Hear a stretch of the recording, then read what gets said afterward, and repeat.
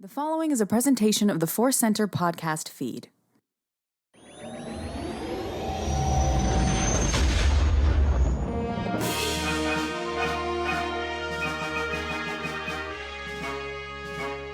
From the center of the galaxy, this is the Force Center podcast feed, and this episode of Force Center is one of our deep dives. We're going to dive deep into the character of Qui-GON Jinn, the true Jedi. I said that with an exclamation point, but some people might say it with a question mark. The true Jedi? That's kind of what we're going to be discussing, and I'm happy to be discussing it. I'm Joseph Scrimshaw. I'm Ken Knapsack, and I'm here for Qui-Gon hot takes that are actually cold because they're 20 years old. Rewarmed Qui-GON takes. Exactly. We're going to have a ton of fun with that.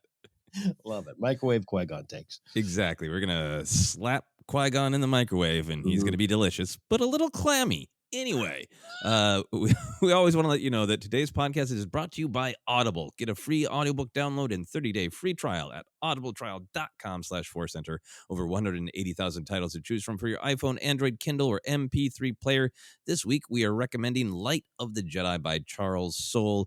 Great book that kicked off the High Republic. The next book in the adult line, The Rising Storm, is coming out soon. So it's a great time if you haven't yet dove into the High Republic. Give Light of the Jedi a listen. You can download your free audiobook today. Go to audibletrial.com/forcecenter. Again, that's audibletrial.com/forcecenter for your free audiobook. But Ken, there is another.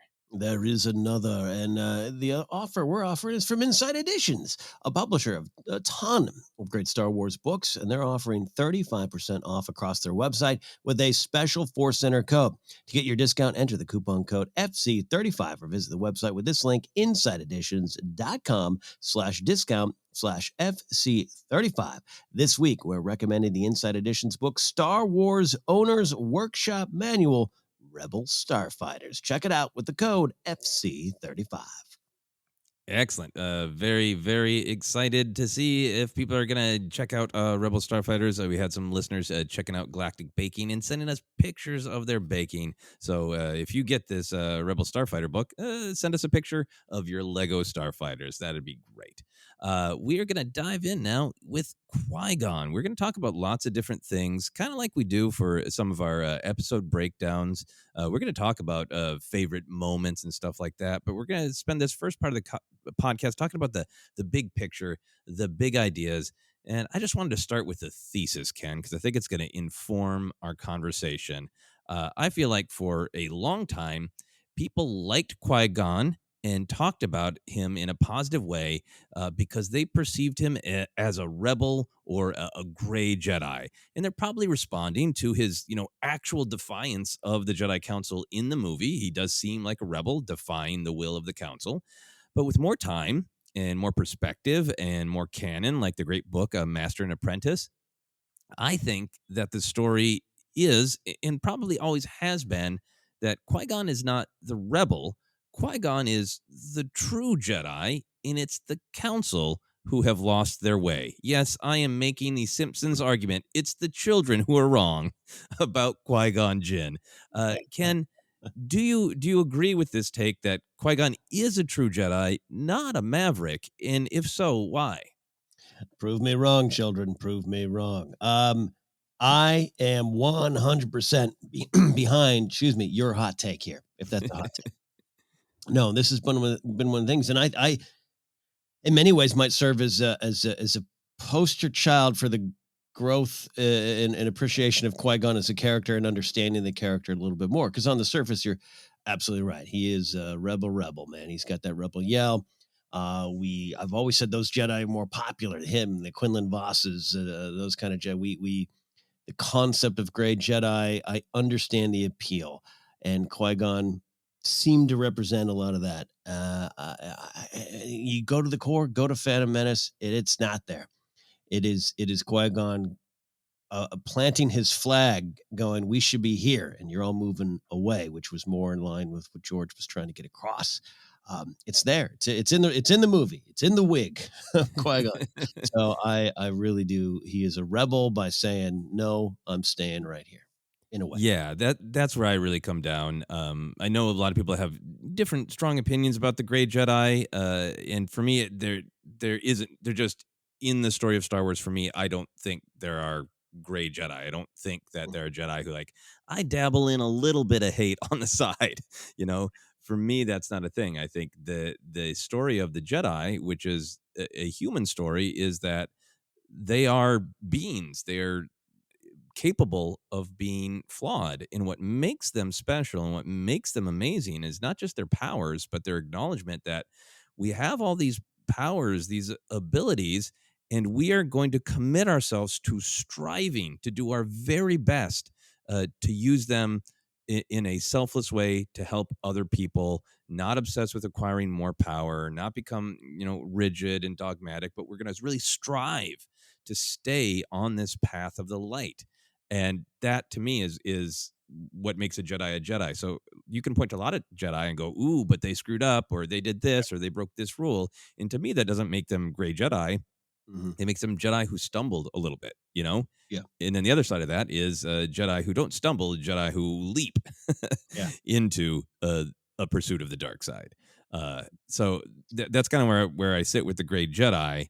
Um, and I get why it is natural to go, oh well, Yoda and Mace Windu, they're the council and they are the Jedi. And so Qui-Gon's going being the one who goes, I'm not doing that. And even Obi-Wan, who we're coded to think is wise and agree with, it is going, hey, why don't you just follow the council's rules instead of being a maverick, you know? Yeah.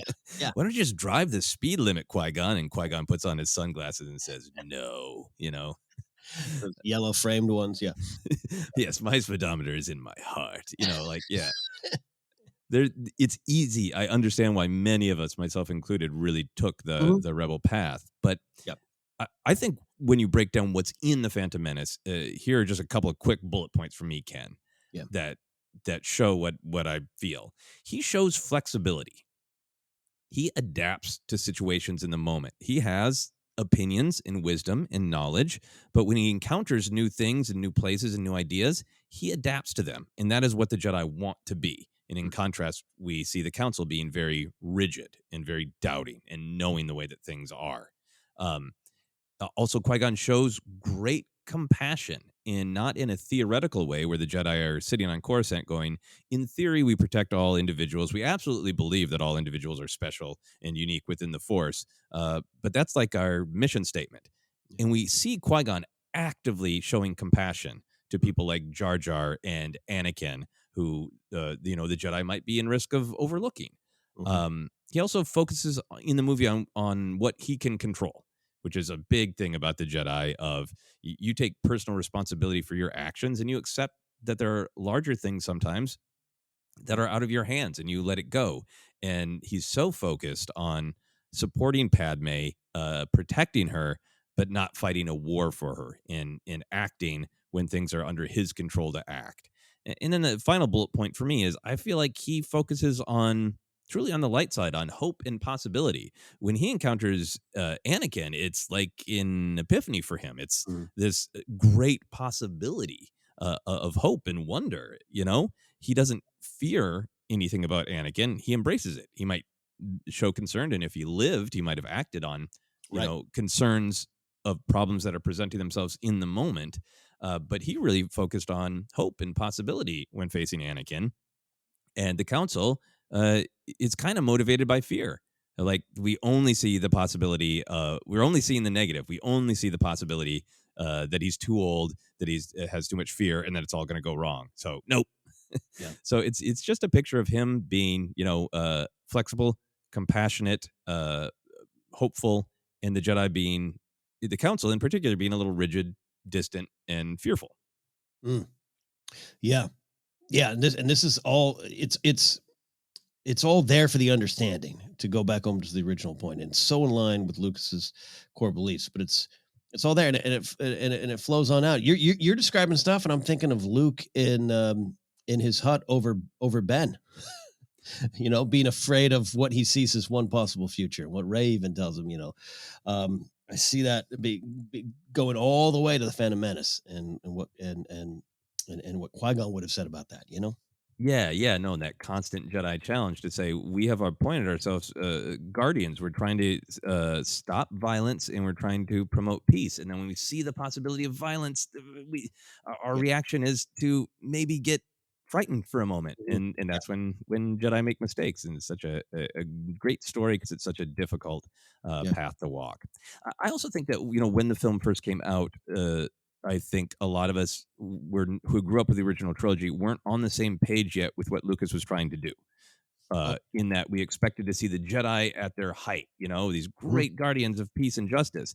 And I think we saw something much more nuanced, where it's like we see a council of people who are trying to be guardians of peace and justice, Mm. but they've failed a little bit. And then here's Liam Neeson looking like he's breaking all the rules, but really trying to continue the spirit and the tenet of the Jedi. Oh, 100%. It's the Jedi taken down from within, right? And we're focused on the outward threats and the Palpatine of it all. But he's the Phantom Menace. He knew where to get them. He knew how to play them. He knew where the cracks were. Yeah, exactly. Yeah. All right, so now that we're on the same page about the thesis, and I fully understand that maybe some listeners aren't, but we want to be fair with that's kind of our perspective and where we're discussing Qui-Gon from. Let's get into some Qui-Gon details. Where does he currently sit for you as a character? Is he a favorite character? In a ranking, would you rank him high? And if you do like him, what's the magic? Why do you like him? Yeah, I think my appreciation of him has grown over the years, continues to grow. When you realize just how important he is to a lot of the outlook of Star Wars and what Star Wars as a story, as a saga is trying to say. He is you have a thesis for this episode. He's kind of because he shows up in episode one. He's a thesis for a lot of thesis statement for a lot of things coming down the pipeline.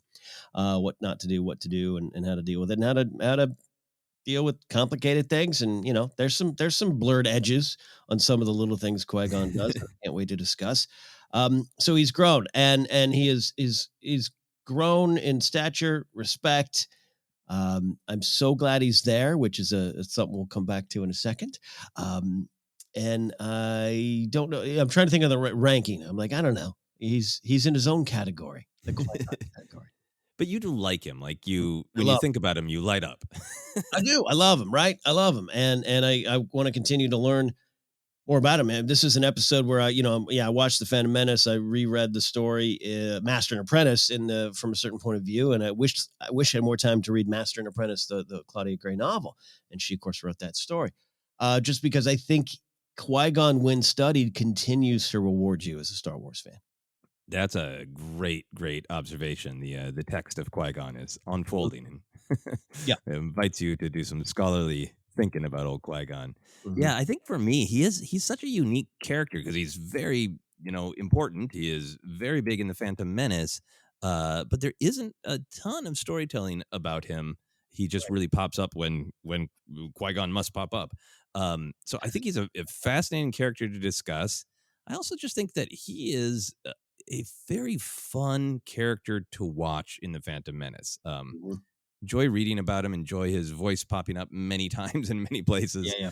Uh, but his big, starring role in the Phantom Menace, I think I just really love that calm demeanor. That I love watching him as a character because he's this great mix of calm and confident, not overly arrogant, like he dances on the edge because Yeah. he's a Jedi. Yeah. Pretty sure of his own wisdom, and he's been around the block, he's been around the galaxy, and he is a little condescending to Padme at times, but Yeah. Yeah. when the truth is fully realized, he is utterly supportive and Mhm. is a partner to her. And I think overall, watching Phantom Menace, trying to think of like what is so joyful about watching Qui Gon for me, and I think when you combine all of these things of calm, confident, maybe gets a little arrogant, but then takes it back. Is like he's just like a cool dad with a lightsaber. There's like I love Obi-Wan, but one of the things I love about him is because he's so full of tension, and you don't know when you're going to get the slightly too arrogant Kenobi. You don't know when you're going to get the snarky Kenobi. You don't know when you're going to get the really thoughtful Kenobi who takes a deep breath and looks at things from every perspective. There's great tension in Kenobi, and there isn't as much tension in Qui-Gon. Like there definitely is some, but it's just really like you have your friend in life who just always has their bleep together. Yeah. Qui-Gon just has his bleep together, and he's got a lightsaber, and it's fun to watch. Yeah, no, I'm thinking about some of the stuff, when Obi-Wan's kinda like, "Come on, man, just stay in line. You'll get the promotion that you want. You get under the council, there's a spot open up, it's yours if you want." And Qui-Gon he's not screaming, pounding his fist. He's a little probably upset at some of the decisions, but he knows who he is. He knows where he's going. And it's not just stoicism. He's not just stoic. He's got a warmth to him. He's involved. He's engaged. Definitely had opinions. Yeah, the Padme moments we can talk about. But yeah, I know what you're saying, Nick. He's a through line. He's a straight line. We always talk about Padme being the moral compass of a lot of the prequel era, particularly the Clone Wars series. Qui-Gon's that for me too. You always know where he is and what he's going to be, and it is very fun to watch. Liam Neeson's got some great little facial reactions too in the background. Oh yeah, no, he's got there's a lot of acting going on, even though it is very calm and Mhm. consistent and measured.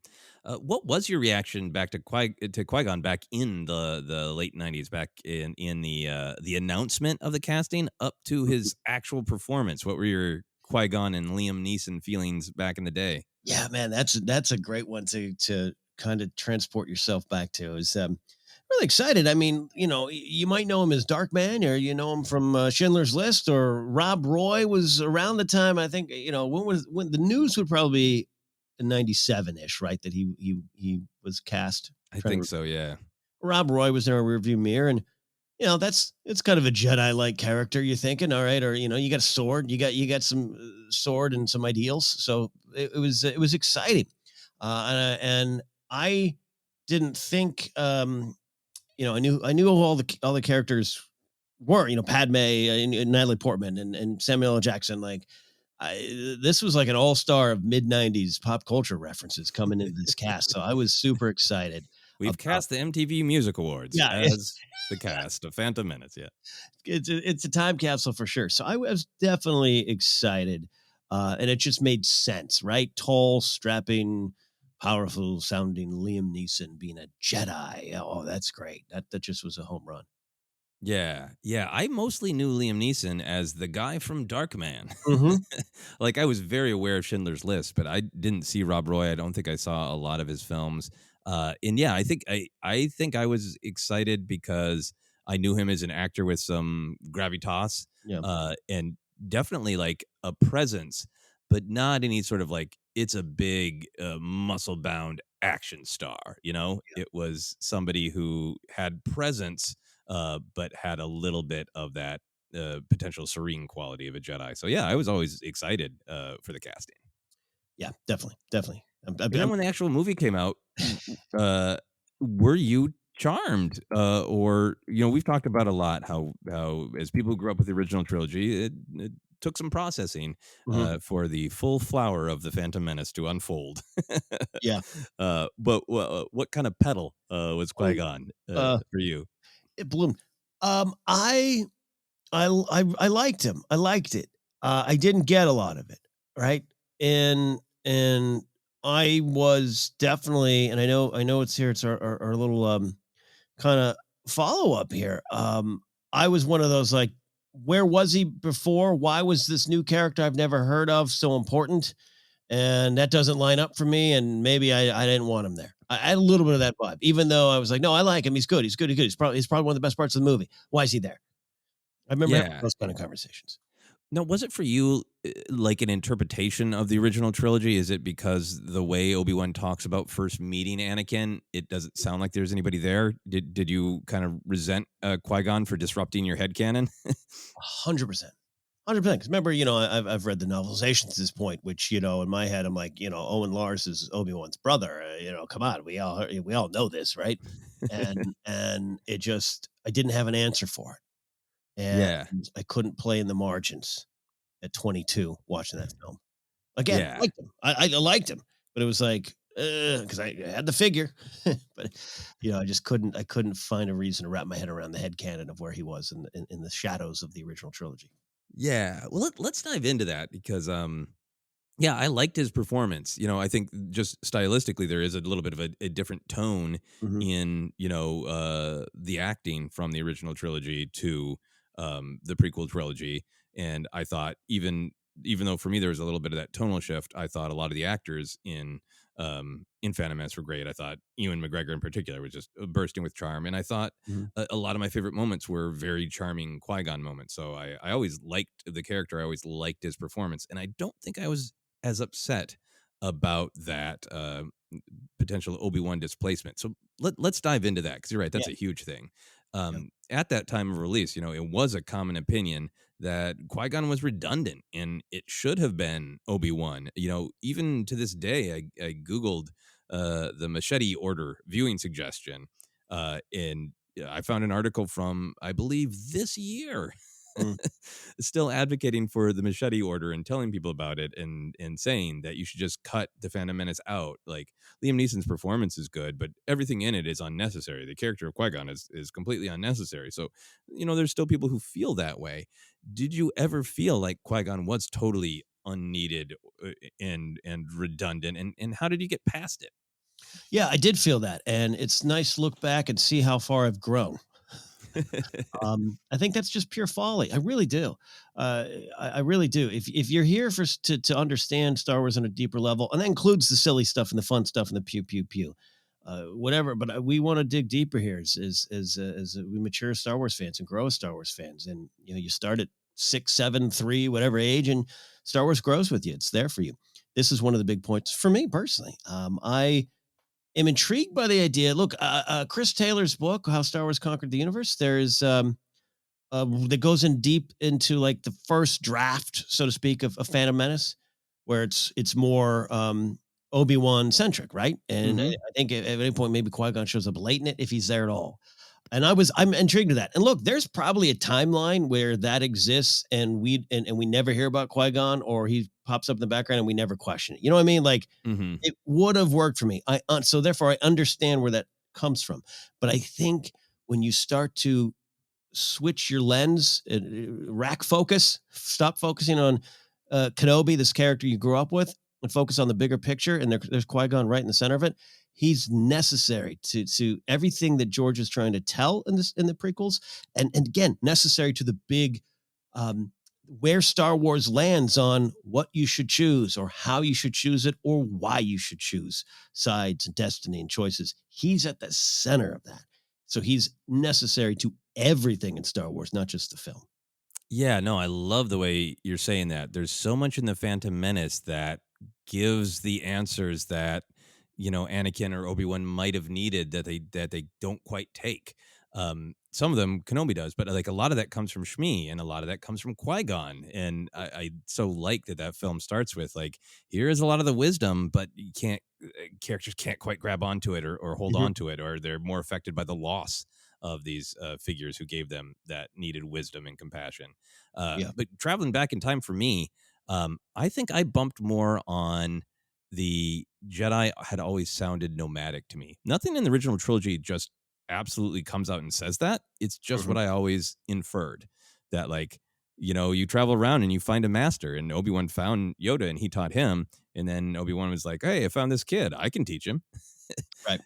So I bumped more on, oh, there's a whole council. It's a whole process. They got a manual, Yeah. Yeah. Yeah. and that stuff now that's been a part of the canon, the Jedi Order, the Master and the Mhm. Apprentice, the Padawan for so long that those feelings are all, kind of ancient.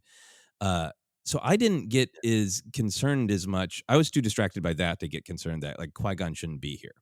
Yeah. The reason that Qui-Gon never felt redundant or unneeded to me is on my first viewing, and I had lots of conflicted feelings on that first viewing, but on that first viewing, I felt the weight of Anakin and Obi-Wan being thrust together, Mhm. and that uncomfortable, unsure look on young Anakin's face when he's got the little robes, he's got the braid, but he's got a bunch of doubt. And you Mhm. see that Obi-Wan was a hot-headed apprentice ready to prove himself, and I've often talked about how I kind of relate to Kenobi in the prequel films, because that I was really young and headstrong and starting my journey into true adulthood. And I think maybe it hit me viscerally there of like that. Hey, what if you just moved out? You know, you you got your car, you got your apartment, you got your adult life, and then as soon as you have those things, here's a kid to take care of. Right. Right. How would that feel to you? How would that feel to the kid? And that always affected me. I always felt the weight of Obi-Wan didn't decide to take on Anakin because he believed in him so much. He was fulfilling a promise to his master. That Yep. always resonated with me.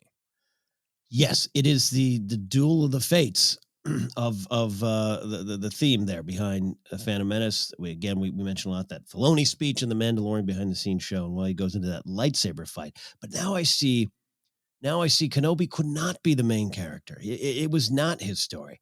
It's the big saga's launch point, and Qui-Gon is battling, like Filoni says, for these fates.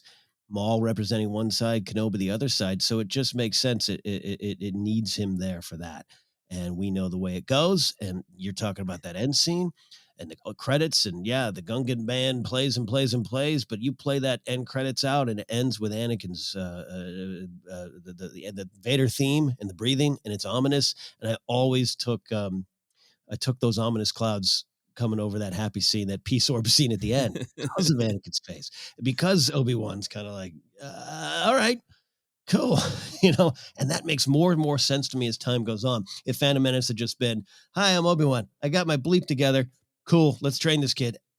It's not the same story to me. I think that's really it. Of like, and I think possibly why Lucas made that change is Obi-Wan can be the flawed young man with hubris, or he can be the grounded, insightful, master. Right. And I think making the choice of like, oh no, Kenobi needs to be younger and have plenty of growth himself. It makes sense that the person who found Anakin and said, yes, absolutely, he needs to be trained. This is important. He is important. Is somebody who should be grounded and wise and sort of complete and full as a Jedi. And I think because of all that, then we get what we were talking about at the top. What I think makes Qui-Gon so essential is not just this loss of the gentle, wise parental presence, but that he completes the picture of the Jedi losing touch. Because if the Jedi are in their council on Coruscant and they believe all these things, but they've lost touch with acting them out in reality, then Qui-Gon is this visceral reminder in the actual film of what it actually means to be a Jedi. Yeah, there it is. So let's talk about if Qui-Gon is the main character of the Phantom Menace, Ken. If you accept the idea that Qui-Gon is the main character of the Phantom Menace, which does have an untraditional structure in some ways, which people do sometimes have problems with, of who is the main character, who am I rooting for, why, all those things. If you accept the idea that Qui-Gon is the main character, what is his arc in this film? What changes for him from beginning, middle to end? This is the one. Yeah, I've been trying to really wrap my head around what I want to say here, and also I think you would agree, Padme probably maybe a co-lead in this one here, definitely her story here, but focusing on Qui-Gon, it's just where he begins the story. He always about the now, but being mindful of the future, and how he grows to have just an absolute belief and faith in the unknown future. He is about the now, but he really, for me, starts to invest in what he feels Anakin will be in the future, what he could be in the future, and cements himself. I don't want to say confirms his disillusionment with the Jedi. He's probably already there, but I think he's more certain that's the right path, or he's on the right path. And he it's subtle for me. For me, it's subtle, but like he really gets convinced when the midichlorian count comes back. He's talking to Anakin. The blood sound. I watched that scene even just this morning, and it's just like he's like, yeah, something's cooking here, and I'm about this. Yeah. Yeah, no, I really agree with everything you're saying. And I think trying to state it in the simplest way possible, which I will likely fail at, is I think he goes from someone whose belief has been tortured to Mhm. somebody whose belief has been confirmed, Yeah. and reinvigorated. I feel like in the beginning, he's got a real like I'm a Jedi. I'm going about my business as usual, calmly taking care of it. Yeah. These Federation types are cowards. The negotiations will go by quickly. Oh, it's a slightly bigger than problem than that. Okay, there's something weird going on, but I'll handle it. We'll handle it. It's fine. Yeah. It really is this exciting Jedi version of I've been in this job for a long time. I'm not, got some complaints about it, but I'm just doing it to get it done.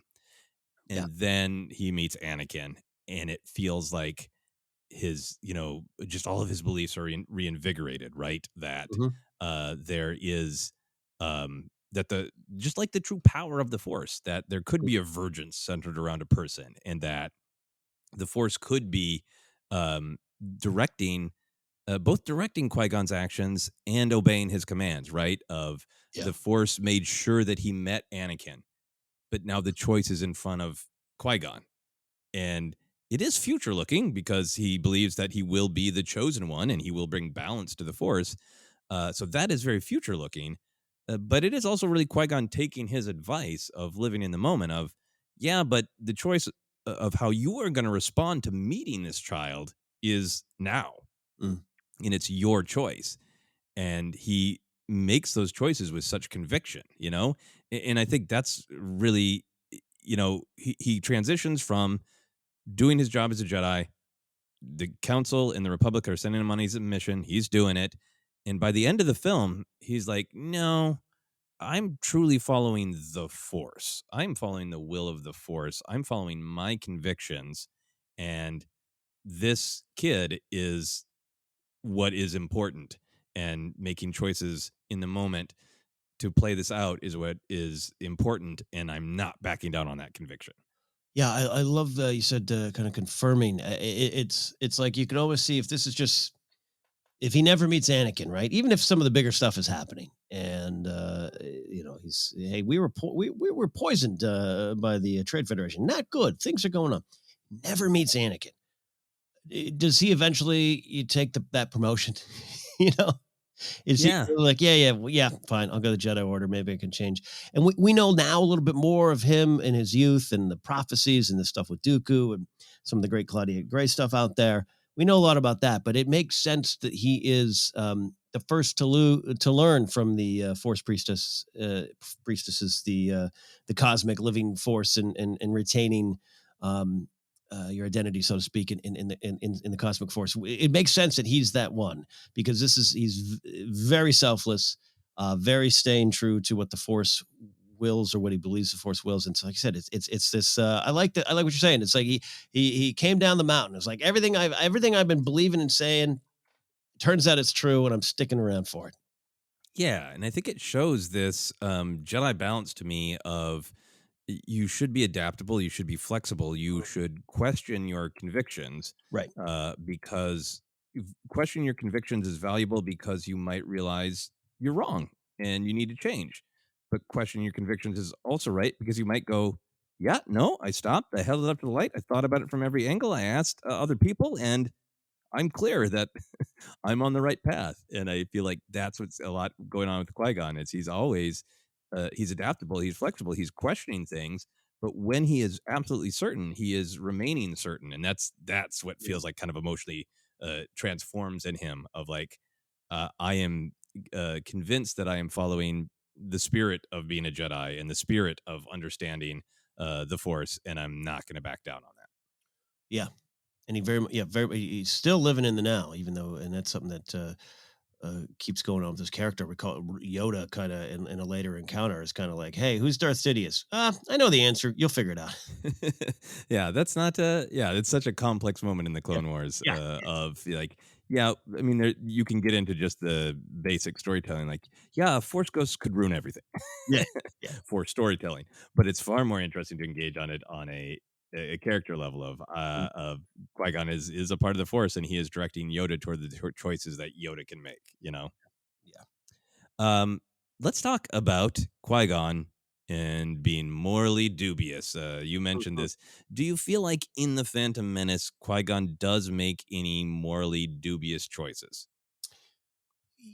Yeah, yeah. Three pops to mind. I would The say that's a lot. well, but in every case, I'm okay with it. I guess I'm a gray Jedi fan. No, the most famous one's the Chance Cube one, right? I mean, Yeah, that's the one that I was thinking about. yeah, I mean, we can talk about that there. I also early on, I mean, he has no reservations about using some mind control over Boss Nass. He's just like, "Hey, can we get your help?" "No?" "Okay. Thanks for this. Speed us on our way." He's just Yeah, Boss Mass, Watto, it is really his go-to. yeah, and the Watto one is great. Whatever you think about a Todarian, being resistant to mind control there, the Qui-Gon face that Leah makes is just great. Like, God, I can't do it here. Um, so there's that one there. I also listened to one. I don't think it's a huge one. I was rewatching this scene a little more closely when he's secretly testing Anakin. I don't think that's necessarily wrong, but there was a lot of I don't know, just like he's not upfront about it. I don't know. I don't know. I'm not Oh, saying that it. he's testing his blood for infections, right? Yeah, let me just hey, look over there, prick. Ow. And it's like, maybe I don't know, maybe give Anakin some more choice, but I think he does. I mean, the choice is on Anakin in the end to leave, but so that's not a big one for me. The Chance Cube one is big, but I was just really paying close attention to Qui-Gon in the first half of that film about what he does. That's a little dubious. Yeah, I think I have a hard time now watching Phantom Menace and thinking about the morally dubious choices without bringing in some of the other great storytelling that's been done Mm-hmm. by Claudia Gray. But also, there's that passage in the Rise of Skywalker novelization that I really really like about Leia reflecting on her path through the Force and Rey's path through the Force, being that they've never had the luxury of being sort of masters who get to stop and study and contemplate. And none of their actions have ever been theoretical. They've always been the pressures of the real world right now. Right. And I really like thinking about the Jedi that way, and this conflict in the Phantom Menace a lot of the council has gotten to that point of like, well, we debate the theory of the thing, or impart a rule that's gonna affect somebody else somewhere far away. And Qui-Gon's really got this perspective of like, I like being out among the people where the choices are real, Right. and he could probably have a robust theoretical debate about the morality of mind tricking Watto. Yeah. But he's got this like, well, my primary mission is to protect the queen and probably figure out what's going on, because none of this is right, and there's definitely something more at work here, Mm. which he's very right about.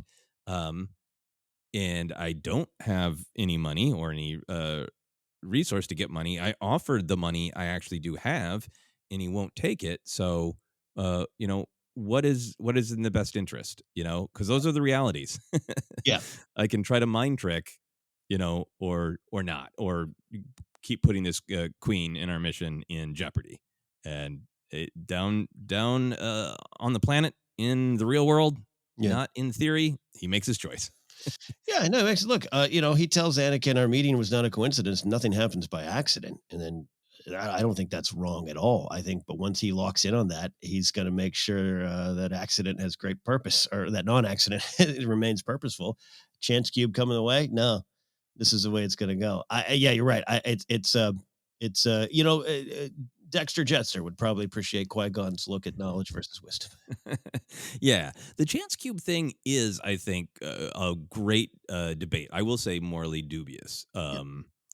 because I think it pulls at Qui-Gon's perceptions, right? His different perspectives. That he says nothing happens by accident and is trusting the will of the Force. But maybe when he says nothing happens by accident, he means a combination of the will of the Force and people making choices. Yeah. uh, because yeah, he absolutely could have just taken the chance that it landed on Shmi, right? And he could have said, well, it's always meant to happen that way. Um, but this is that fascinating path of when does a Jedi trust that something out of their control happened the way it was supposed to happen, Mm. versus when is something in their control actively in the moment. So the choices being presented to them, and I think Qui-Gon clearly sees that as a moment of, well, I have the power to influence this Mm. in the moment, so I'm going to make the active choice that it should be the boy because I think it's really important to the galaxy. Hey, and he says, whenever you gamble, my friend, eventually you'll lose. He doesn't want to take that chance. He doesn't want to lose. You know what? You're right. This whole thing is just a gambling PSA. It really is. Yeah, when you gamble, eventually some Jedi's gonna flip your chance cube. So Yeah. kids, don't gamble. Any other morally dubious choices you wanted to discuss? Well, it's I wouldn't call it morally dubious. Qui-Gon would just simply say it's a mistake. You touched upon it, but forcing Kenobi's hand to teach Anakin, in a way, like I think it's right. I think it was right. That's why I'm not saying maybe it's not morally dubious, but it's definitely a mistake, and it's definitely something he admits to later on, with Obi-Wan in the desert there. So, but again, it's not unlike the Chance Cube moment for me. It's like, look, you got to do this. Like we've got to use. I've got to use my influence here in this moment to make sure this happens. It tracks. Yeah. Yeah. Yeah, and it's really interesting. I got to reread that short story in from a certain point of view because that is a really great one. But it is really interesting to try to consider Anakin from Qui-Gon's perspective. If Anakin saw, or if Qui-Gon saw Anakin as just massive potential, Mm. one way or the other, right? And that he was really focusing on the light, and that his focus is, don't just throw him away because that he needs help and guidance in order to make the right choices, and really focusing on if Anakin can go either way, then he's got to go this way, and Obi-Wan, please make sure he goes that way. Yeah. Yeah, it's. I mean, I'm not going to read all of it, but I mean, just I owe you that. Qui-Gon says, "After all, I'm the one who failed you. Kenobi failed me," and Qui-Gon literally says he thought his mistake so wretched, so obvious that's why Obi-Wan had never discussed it with him before in their communing on Tatooine, and so it laid it was heavy on Qui-Gon's living and cosmic heart. Yeah, no, that is great. I remember that now that you're bringing it up, but I had forgot about that, and I do. We'll talk a little bit about what future Qui-Gon storytelling we might have. I like the idea of Qui-Gon looking back and taking some responsibility because there's definitely some things with Anakin that don't go great, right? No, yeah. And hearing Qui-Gon's thoughts on those and culpability is great. Had Qui-Gon survived, do you think he would have taken Anakin back to Tatooine, even just to visit Shmi? Do you think Qui-Gon would have made an effort to free Shmi? Where does your mind go on that big Star Wars question? My mind goes that he would have tried to free Shmi, and yes, we'll insert all their Qui-Gon Shmi heat jokes in as needed later on, I guess. But no, I think that would have been on his heart.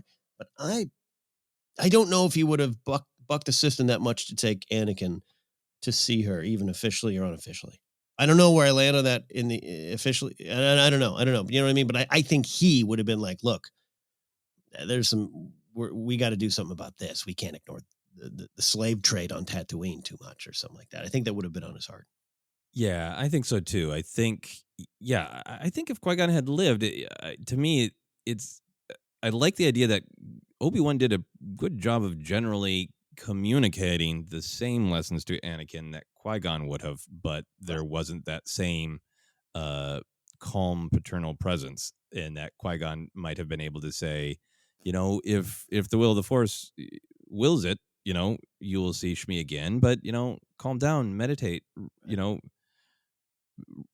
reach out to her in the Force, or learn to let go and trust that she is well. And I think he would have given Anakin some of the same wisdom, but maybe better. Yeah. I do think what we've seen in other Qui-Gon storytelling is that he seems to have a very similar vibe to Ahsoka of, it is one thing to know that there are problems in the galaxy. It is another to have encountered someone personally who needs help and to have had to walk away. Right.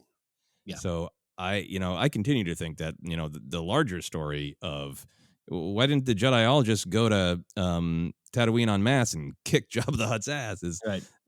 because they don't want to overstep their bounds. They're really tied to the Republic right now, and also just that it's a very large conflict. And are they going to make things better? Are they going to make things worse? Is I think a fascinating discussion to have about the Jedi and all that. But I think much like the storytelling that we've got with Padme, where she sends Sabe and is really trying to make a difference on Tatooine. I think Qui-Gon, after seeing it, after making an emotional connection himself to Shmi, any jokes you want to make about Yeah. them seeming Yeah. like they were two adults who found great comfort in one another, or if you just want to leave it at they're truly seem like compassionate Yeah. souls who saw one another and connected with one another. I feel like Qui-Gon would have tried to do something to help her, or just even make sure she's okay. 100% and 100%. And I just think as Anakin, starts the training, and if Qui-Gon's around, he's probably calmer. He's probably more centered. All those kind of things. Nothing against Obi-Wan in that. But I think if those attachment things started to show up, as they're already present in Phantom Menace when Qui-Gon's got him before the council. Rewatching that this morning, I mean, little Anakin's got some shade going for those Jedi. I mean, he's on it, man. Um, um, I know. I think Qui-Gon would have been, wise enough to know that, this either helps it, more likely hurts it. So yeah, no. Yeah. I think he knew he had his work cut out for him. I didn't think he was like, it's going to be a walk in the park to train Anakin. Yeah, There's even that great line about like when Shmi tells Anakin it's his choice. I mean, he's like, it is not an easy path to be a Jedi. Like, I don't think Qui-Gon has the blinders on. no, not at all, not at all.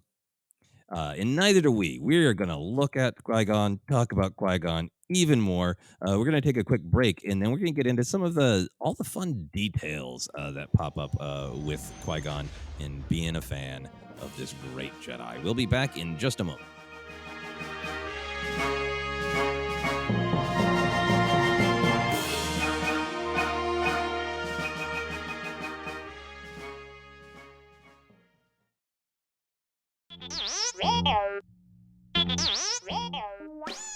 Hey, Force Center friends, make sure you're keeping up to date on all the great content from Jennifer Landa. Whether it's YouTube, Instagram, or TikTok, you whippersnappers, Force Center's own Jennifer Landa continues to bring you fun, informative, and insightful laughs and moments.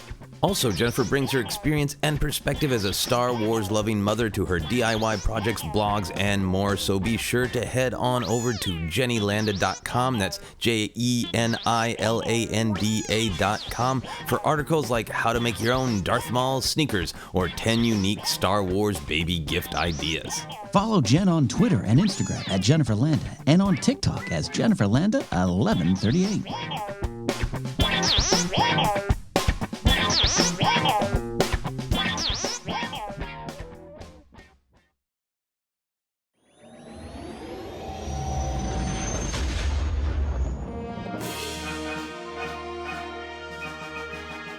And we are back for more Qui-Gon talk. Ken, we're going to talk about a lot of the fun details of the character on screen or on the pages, but I also want to talk about the character in physical reality in merch form. Did you have Qui-Gon merch back in the day? Did you see Phantom Menace and run out and buy all the Qui-Gons? I mean, I bought most of it before the Phantom Menace. Insert cynical comments there, but I was in line, Midnight Toys R Us, Porter Ranch. Definitely got a Qui-Gon Jinn action figure. Still have it, out of package. Got the chip. I'm trying to think what else. I don't think I had any. If there's anything big, I didn't have it, but I definitely, I had all the Pepsi cans until they just leaked one day into my apartment. So anything like that, but the only specific get was the Qui-Gon 3 3/4. Yeah, I had a lot of Qui-Gon back in the day. Yeah. I bought the action figure because there's the one without the brown robe, just the under tunic. Yeah. So I had that one, and then I really liked the look of the 3 3/4 with the brown tunic, so I got that one. There was a third Qui-Gon in the Phantom Menace line that I was just looking up, where he's like his hair's wild and his mouth is open, and he comes with his Schick razor. Oh yes, that's right. This wild Qui-Gon action figure. It's like Qui-Gon like having a fight on the phone and action figure is what it looks like. I don't think I had that one, but I want it now. That's the I've got a very particular set of skills, Qui-Gon. Yes, that is the Taken Jinn. Yeah, for sure. So I had the 3 3/4 that I loved. I ended up buying the 12-inch, the more doll-like one, Oh, okay. with the cloth, because I needed it for a comedy sketch. Mm. It was a sketch dealing with many different ideas about many different religions, and it was the day of the show, and somebody was like, I wish we had like some image for Jesus." I was like, I went to Target and it's like I wanted to buy this anyway, so there you go. And then since I bought that Qui-Gon, I bought the 12-inch Obi-Wan and Maul as well. Yeah, absolutely. You did. Yeah. Yeah. Yep. And they were posed and having a good old time fighting in my apartment. All three of them. Great. And then I had the Qui-Gon Jinn lightsaber. Oh, yeah, Lightsaber yeah. technology has come a long way, but back then it was pretty great that it mostly there was still the big shaft at the bottom, but you could still flick it and it would, Right. ignite. And I had the Qui-Gon one and did a whole big comedy sketch with a big lightsaber fight. So I spent a lot of time just physically those next couple of years with Qui-Gon in my life. Qui-Gon in your life. Yeah. So is he a collectible character for you now? I know we both have limits of time and space for merch that we collect, but do you if time and space was not an obstacle, do you want more Qui-Gon merch? Is he a character that you want to collect? Yeah, yeah. Yeah, I would. I would probably buy. I'd probably buy a Qui-Gon cloak because Yoda even essentially buys the Qui-Gon cloak. Keeps it, and that's what he's got in his hut there. I'd take that. I would definitely take the Liam Neeson yellow neon yellow shades that are out there from the behind the scenes thing. I'd take a Qui-Gon wig. I mean, I'd probably need a Oh wig anywhere in yeah. life. I'd wear that. Yeah, and, I know that I don't have any Black Series figure. I don't have any of those, but anything more from Qui-Gon, especially now as just my appreciation grows of the character, I want more Qui-Gon. Yeah, yeah. For myself, definitely time and space and money allowing, I would like more. There's another Qui-Gon figure from back in the day in Phantom Menace, that is the OPC killer with swimming Qui-Gon, Oh yeah.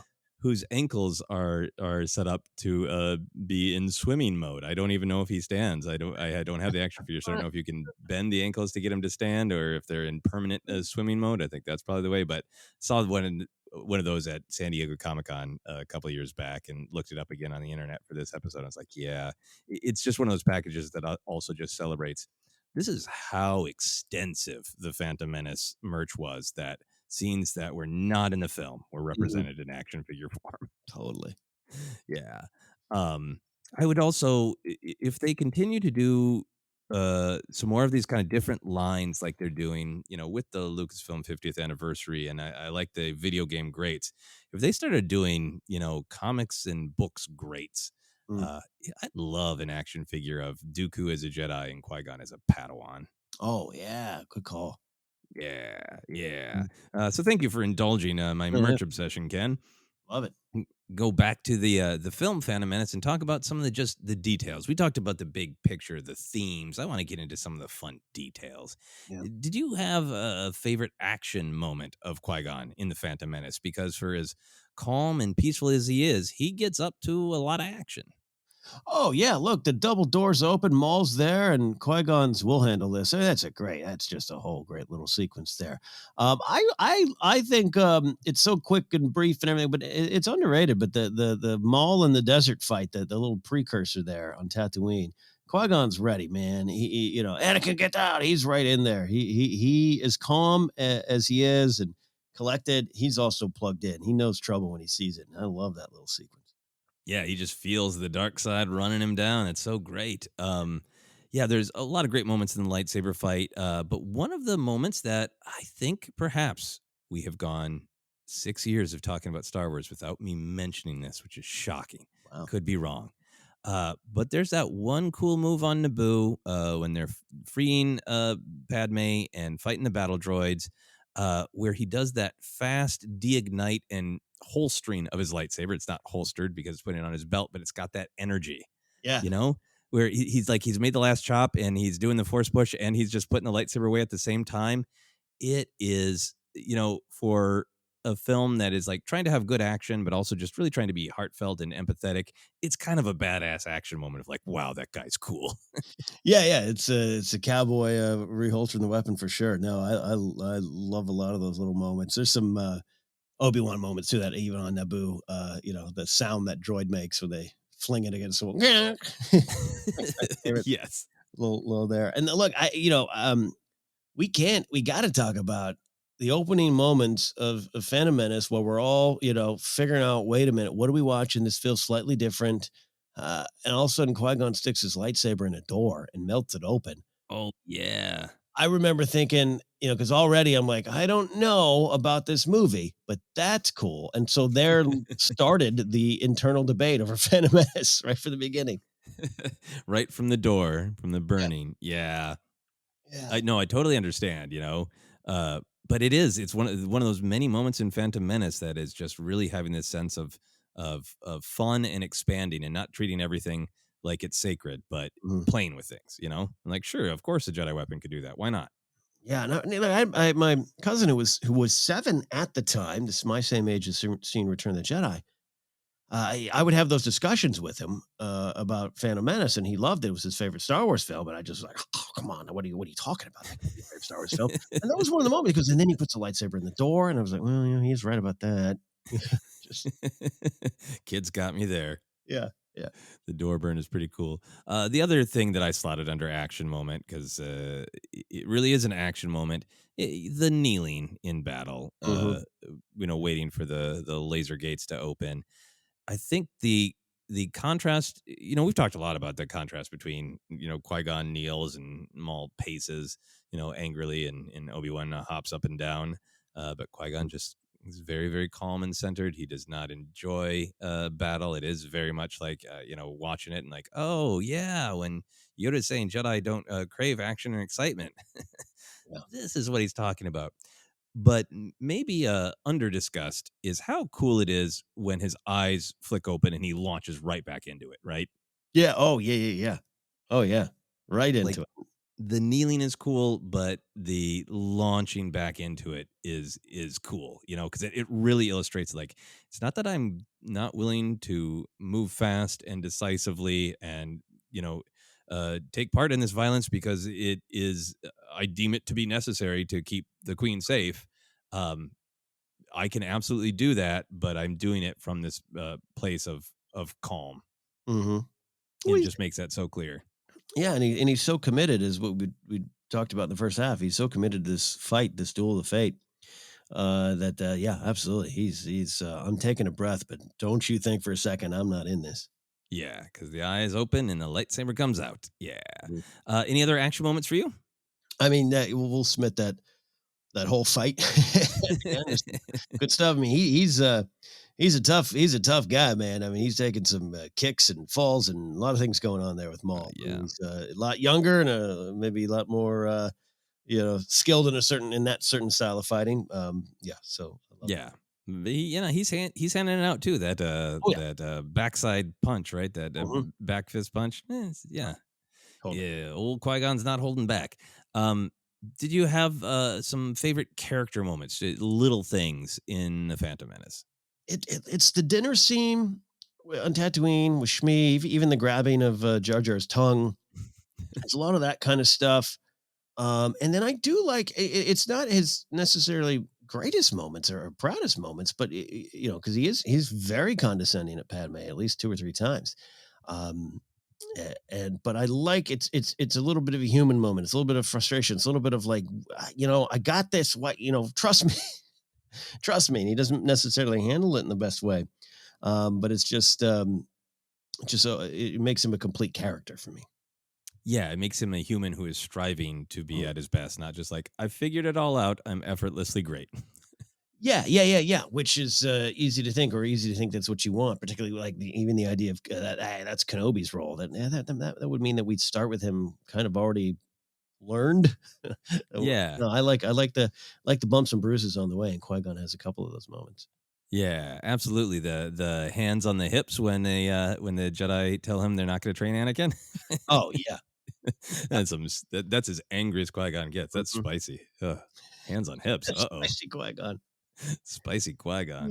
Yeah. A couple for me that I've just always loved, and it go back to times when I had more criticisms of Phantom Menace, or more affected by my criticisms, and I would watch it a lot on VHS and Mm. DVD, and just really concentrate on the moments that I liked. Right. Been a lot of evolution since then, but some of those always, I think, really stick with me because of that experience. But I love everything about when he gets back on the Naboo ship after facing Maul in the desert, of Mhm. that he's winded and sweaty. Yeah.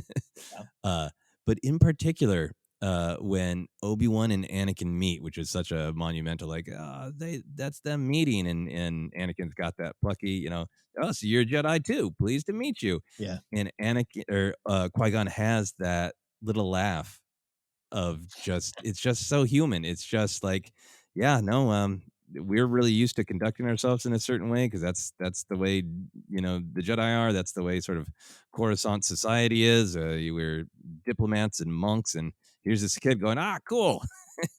And he has that very human laugh at it. I love that beat. There's a yeah. Yeah. Any other moments for you? I'm trying to the again the dinner table stuff, but even the quiet moment with and it's a much mocked moment of Master Qui-Gon, what are midichlorians and whatnot. There's just such warmth there. You see it. You see what Qui-Gon could have been for Anakin, and you see the warmth versus just the cold, just the treatment from the Jedi Council all through Yeah. the film. Again, if you haven't rewatched The Phantom Menace in a while, which for us is usually like 2 weeks, just Anakin, Jake Lloyd, man, I get he has some great moments in that council chamber where he is just daggers at Sam Jackson, daggers at Mace, and it's like, don't worry, kid, you'll get your revenge. I don't want you to have your revenge. It's a bad thing that happens, but you'll get it later on. Yeah. Um, Yeah. but to take that and then to put it with just some of the really warm parental fatherly moments with Qui-Gon, it makes it even more valuable. Right. Yeah. That feeling of, I have questions and I am comfortable asking you, and Qui-Gon being like, of course, let me just answer, and just reassure you. There's just so much reassurance, right? Of like, Yeah. even if you don't fully understand now, you will later, and this is just the beginning. It's okay. Don't worry about it. Yeah. It's really nice. One of the other favorite little moments is kind of on the other end of the spectrum from the laugh when Obi-Wan and Anakin meet. There's that moment toward the end of the fight with Maul, where there's a little pause and they both kind of refresh, and Maul has just this sneering evil, Mhm. and Qui-Gon kind of pulls back and he has a look of almost disgust. Mm. And it's always been like just a powerful little beat, because it's not just a little break in the fight. It's not just a little pause. It's like emotion from both of them. Mm. And from Maul, it's just a hate, kill. And it's Qui-Gon's just like reacting to it like it almost is sickening him to be Yeah. that close to someone emitting that much energy of the dark side. Good pull. Good Just, yeah, pull. it's just, it makes it really human. I've always really liked that moment. Mm. Let's move on to then a big thing. Favorite bit of Qui-Gon wisdom, or a specific quote in The Phantom Menace. Qui-Gon might be among the most quotable of The Phantom Menace. Where do you go to? What is your favorite? Yeah, as far as in the Phantom Menace, then I think we probably both have a couple outside of it for sure here, right? Yeah. I'll tell you what, always a bigger fish. You tell me you can't use that in life, number one, and you can't tell me that at the beginning of the Phantom Menace, that Qui-Gon Jinn's going, there's always a bigger fish. All the Jedi should have been. They end up scrambling to try to find that bigger fish. There's a bigger Yep. fish behind it all, but it's just, I'm not saying it's super intentional by George there, but it just, that line has a lot of meaning other than just being a little funny in the moment, but also poignant and purposeful. So right at the top, I mean, Obi-Wan, I got a bad feeling about this. The whole exchange at the beginning of the movie, and well, Master Yoda says I should be mindful of future, and for Qui-Gon to say, but not at the expense of the moment. Be mindful of the living force, not at the expense of the moment, is what drives him through this entire movie, right? It's right there. And I love that one too, even for ourselves. If you want to Anxiety is a real problem. Depression's a real problem. All those kind of things, and they're both two different directions of the same stresses and same worries. And just you should always be mindful of that stuff, but not at the expense of yourself in the moment. It works for me on a lot of levels. Yeah, yeah, and just the kind of the idea of the living force, the energy that individuals and living things generate, and being aware of, in the moment, who are you with and what are they feeling and why, all that stuff is really great. I love what you're saying about there's always a bigger fish. It is a funny line, but it also speaks to a lot of that, like almost a philosophy of being a little bit more calm, of like being aware of the situation that you're in, but also being aware that it could change anytime. And, because that's literally what happened. Like, well, we're being attacked by that fish, but then that fish is being attacked. And uh, I love what you're saying of basically when that conversation at the end between Yoda and Mace Windu about which was destroyed, the master or the apprentice, you almost want to have Qui-Gon go, remember, there's always a big fish. The bigger sheave fish. It just pops up off the funeral pyre. Always a bigger fish. Drops back down. Yeah. But I think also just in my life experience, there's always a bigger fish. I think that resonates in moments where I've become very focused on or obsessed on something that is not going right, or something I'm angered by. Mhm. And oftentimes when I look back of like, that thing didn't end up mattering in the big picture, because Mhm. the situation changed, the circumstances changed, my focus, my understanding Mhm. changed, and that thing I was really upset about didn't really matter because a bigger fish is coming along. Yeah. Yeah. Which I think flows nicely into one that you and I love and have used and talked about. Your focus determines your reality is one of those ones. And you talk about my growth and just appreciating Qui-Gon, going from I liked him, don't know why he's there, to me just taking things in my own life and just going, oh, Star Wars is trying to tell me stuff. That quote, your focus determines your reality. Because I am grumpy and a curmudgeon when I need to be for show, but also for life at times. But it's always a battle. It's always a battle for me and for a lot of us. And that is a important quote, and it's comes from Qui-Gon in Phantom Menace. So that's why I really started to be like, man, what else is there for me from this guy? Yeah, yeah, I really love your focus determines your reality. I think when I was young, it felt a little generic, like there's some generic wisdom. Yeah, yep. Put a smile on your face and you'll have a great day. Like, I think I took it a little bit, at the surface level.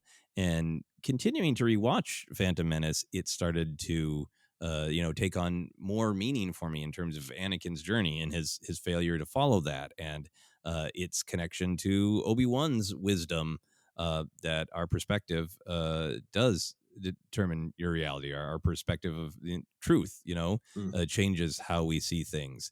And I think it only grows in importance in terms of applying it to your own life if you want to. Of, it's not that your focus determines your reality in terms of like, if something's awful, just have a good attitude and it'll be fine.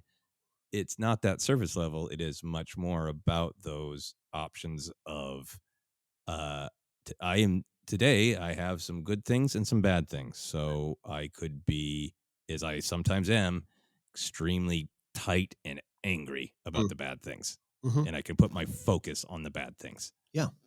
Or I can try to take a deep breath, take a knee like Qui-Gon, and focus on the parts of the day that are going good, or focus on, yeah, maybe this other person in my life upset me, but I know they're having a bad day, and I'm going to focus on that.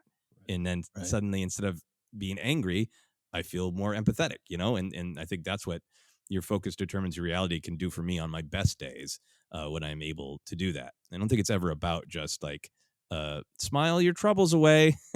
Right. It is about choosing to try to focus on how you're framing, your day, your reality.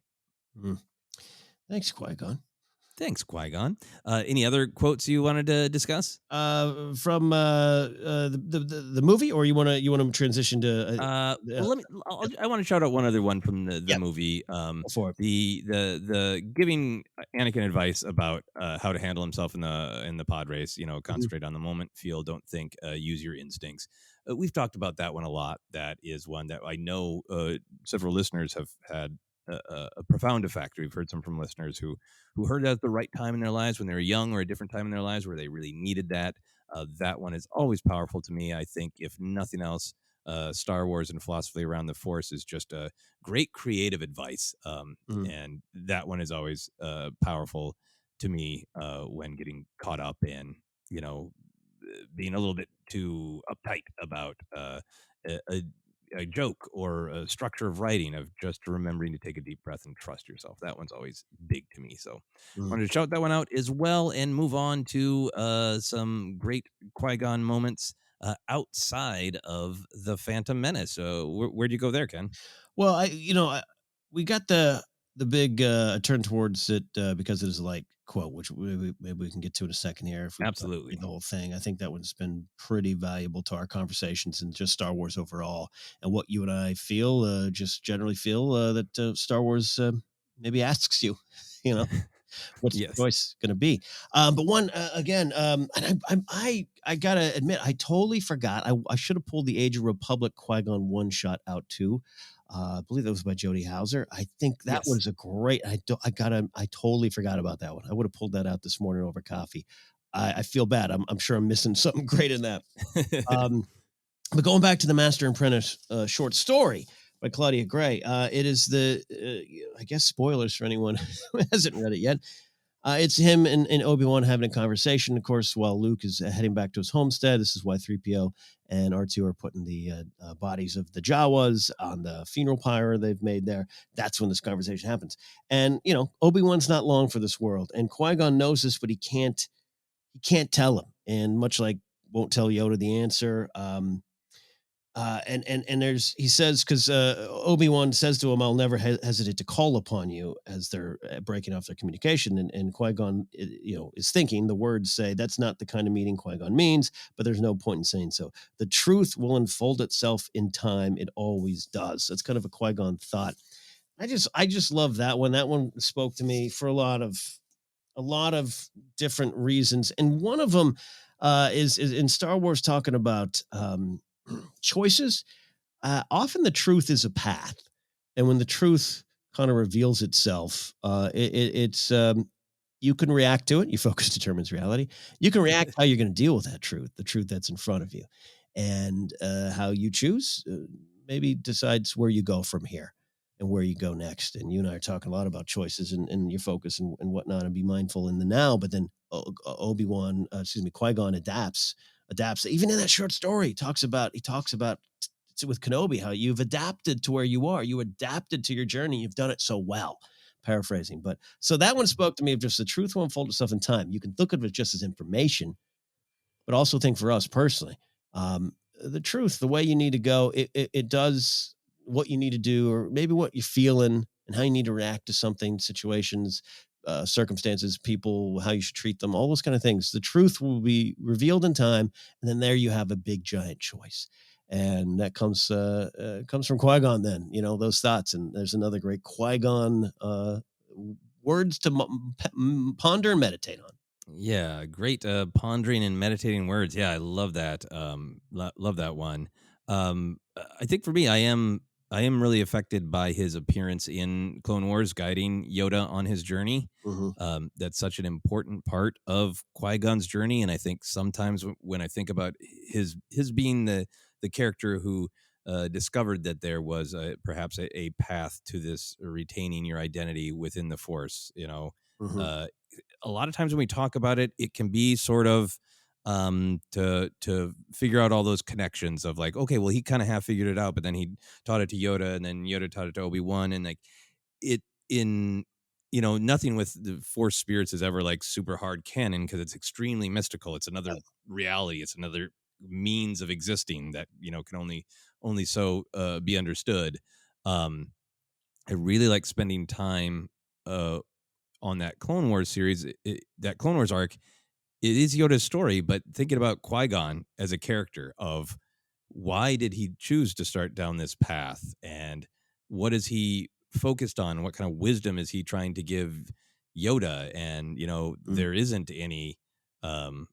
It's such a presentation of being inside the Force is just a pure wisdom, right? And no animus, right? There's no like, should have listened to me a long time ago, Yoda.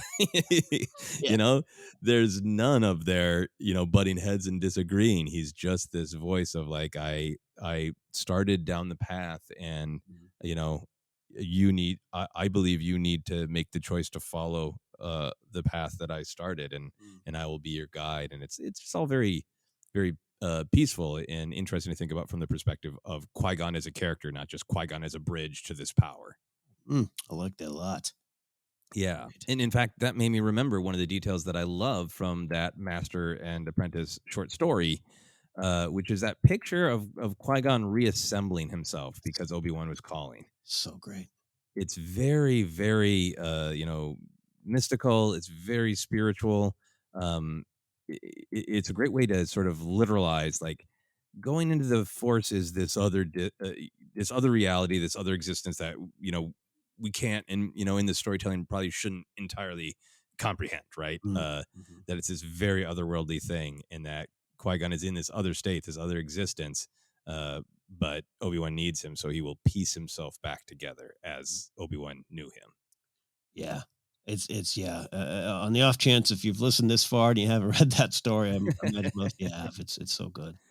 Yeah. One other bit of storytelling specifically from the Master and Apprentice novel is just what a great journey it is with the prophecies, right? Of Qui-Gon having all this life experience with them, of Dooku's fascination, and Qui-Gon wondering if being fascinated with prophecies is dangerously focusing on the future. And then a prophecy comes up in their mission that he and Obi-Wan are on, and he's got this great response of, I'm not going to obsess over what I feel I can't control. I'm going to let the prophecy play out, and only react when it feels like it is my time to react in the moment. And that was a really great meditation on prophecies in Star Wars, but also the character Qui-Gon. Yeah, that book is deserves a reread because there's some great stuff in there, and there's a lot of plot, and some of the plot is doesn't grab me as much as other Claudia Gray books, but that Qui-Gon Obi-Wan stuff, just they're working out their problems.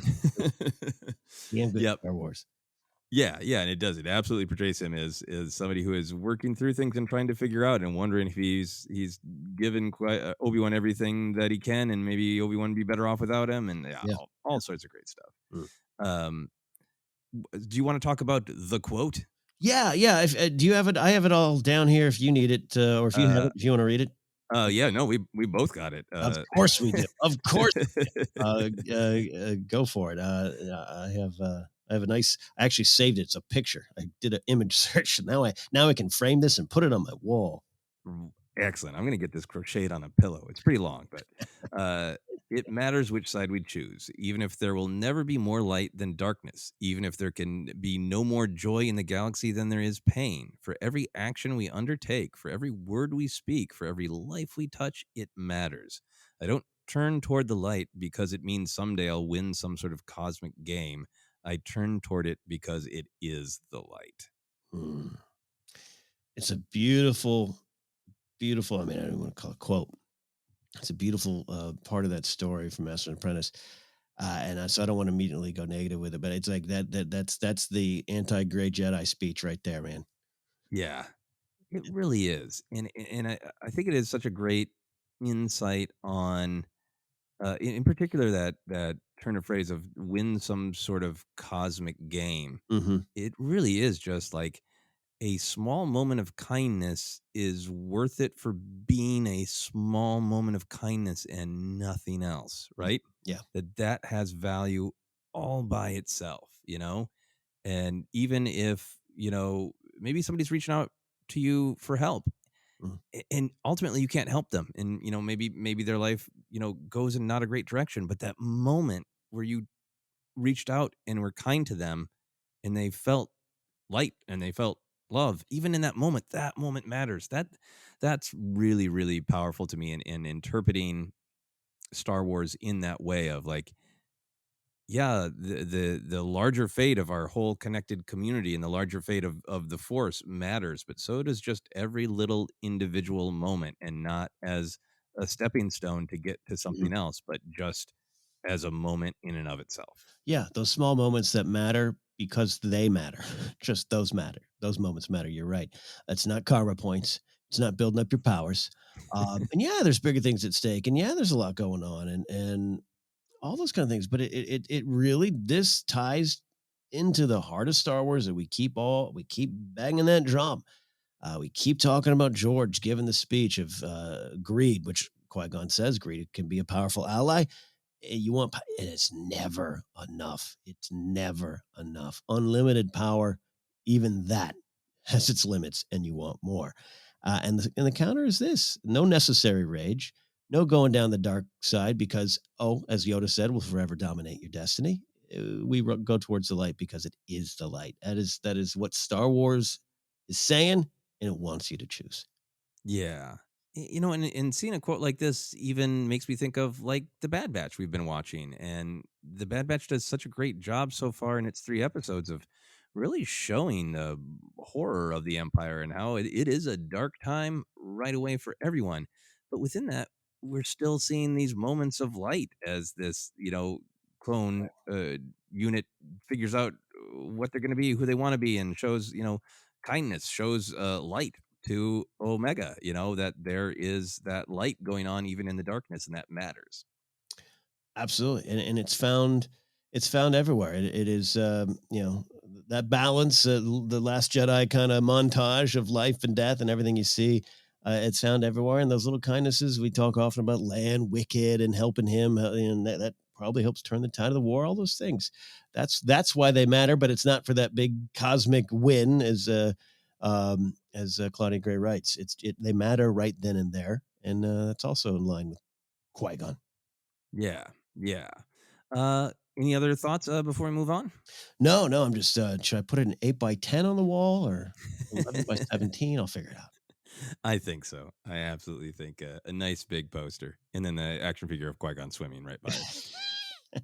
He's swimming toward the light. What are your hopes for Qui-Gon communing with Obi-Wan in the Kenobi series? Are you hopeful that it is there? And if so, are you, hoping for some specific kind of interaction? Yeah, man, I'm hoping it's there. Yeah, we talked about off air. Well, you and I mentioned, that Kristen Baver mentions that 10-year mark in the Skywalker Family of War book. Claudia Gray talks about roughly about 10 years, maybe, that it took Kenobi that long to learn to communicate to Qui-Gon. You and I both understand that the live action stuff, or at least the animated too, but the shows and the movies, they're going to tell the story they need to tell. So I hope we see the first time. I hope it is 10 years in, Kenobi finally figures it out, finally connects with Qui-Gon. And as far as what they're talking about, I do want that big reveal. Hey, I got some news for you. Yeah, that is Vader. Yeah, that is Anakin, and all the details, not just in a Rick Olier plot dump, but just the weight of it, and maybe Obi-Wan at his lowest, Obi-Wan trying to figure it out. I'd love just a real long. Give me an entire episode. Yeah, it's really powerful, right? That, Obi-Wan is living through a dark time, and he has gone to Tatooine with two missions, watch over Luke and commune with Qui-Gon. And Qui-Gon wants Yoda and Obi-Wan to learn this ability to become one with the Force. So uh, if Obi-Wan has been working through all of his trauma to get to this point where he can commune with Qui-Gon, and if that is the story, that it's this amazing emotional breakthrough that he can truly hear, maybe see, feel his long lost master Qui-Gon. What a moment of success and bliss that is for Obi-Wan. And then Qui-Gon's like, "Yeah, got some news." Yeah. That's a great, just emotional roller coaster to start Obi-Wan off on. Yeah, and we know a little bit of the details. We do know that Kenobi knows the name Vader as attached to Anakin Right. and everything. We know all those little details, but it's the spirit of the moment. Maybe it is. Hey, maybe he hasn't heard who that monster going around is. I hear there's some big Palpatine's got some lackey. Yeah, guess what? His name's Darth Vader. Oh, well, that's something like that is what I'd love to just see. Yeah, no, you're right. Because in the Revenge of the Sith, there is absolutely Yeah, but Obi-Wan aware of Anakin being called Vader. But even if it isn't a reveal of identity, if it is a reveal of you're not done. yeah, you're, Obi-Wan, you've got these steps to take. It's still great emotional interaction that even if it isn't anything to do with a revelation. yeah, Um, yeah. Purpose. I also think, Yeah. I also think that the appearance of Qui-Gon in that Clone Wars arc where he is guiding Yoda to learn this ability Mm-hmm. is kind of important. He states relatively clearly, like, that Yoda needs to be there for there to be balance eventually, because he will teach the one that will help bring balance. Right. So I feel like it'll be very interesting to see how much of any sort of communion with Qui-Gon is about Anakin versus Luke, Right. versus needing Obi-Wan to be in a place to be there for Luke. That's okay. No, that's interesting. Because yeah. Sorry, I love that idea too. I love that take because the reveal and the detail. We've always talked about this Obi-Wan series being this great turning of the page in Obi-Wan's life. How does he go from the pain, the feeling of guilt, to being the man at the fire pit when Maul shows up and his purpose is Luke? That would be a great idea too. Yeah, that's a solid point, Joseph. That's just like, hey, that's not what. Wake up, snap out of it. That's not why you're here. That's not why you're here. Be mindful of now. Yeah, and there's every possibility that the story is framed around the connection between Qui-Gon and Obi-Wan, and how much is Qui-Gon perhaps even leading Obi-Wan to deal with his feelings of Anakin so he can move on to being there for Luke, like letting go of the past and looking toward the hope of the future. Yeah. And learning from the past, not just letting go and killing it. We'll make sure everyone knows we understand that. But yeah, no, I think you're right. Yeah, a lot of great possibilities and open space with communing with Qui-Gon. Very excited for that. In future Star Wars storytelling about Qui-Gon, what kind of relationships or times in his life are you interested in exploring? We've got Padawan days with Dooku. We have plenty of room for Qui-Gon and Obi-Wan adventures. We got Qui-Gon and Rael Avros hanging out. Butting heads with Yoda in the Council. There's plenty of room in Qui-Gon's story for unknown adventures and relationships. You could easily do just Qui-Gon as a young Jedi Knight before he has any Padawan having his own adventures. What kind of stuff are you most intrigued by? Well, so the unknown relationships one, you could do some late game High Republic storytelling, quite frankly. Seeing how well it's worked so far, High Republic, just some Jedis out and about in the galaxy, and seeing a young, fresh Jedi Knight, Qui-Gon, doing some of that stuff is great. So there's that. Because I want Obi-Wan and Satine so much, and that time away, Qui-Gon factors into that. I'll slide that one in there, but it's not necessarily on my list. Dooku as his teacher is intriguing to me. A night out drinking with Rael Avros is amazing. But in some sort of short story, a one-act play even. I don't mean this is in the joke side of it, but Anakin goes to bed.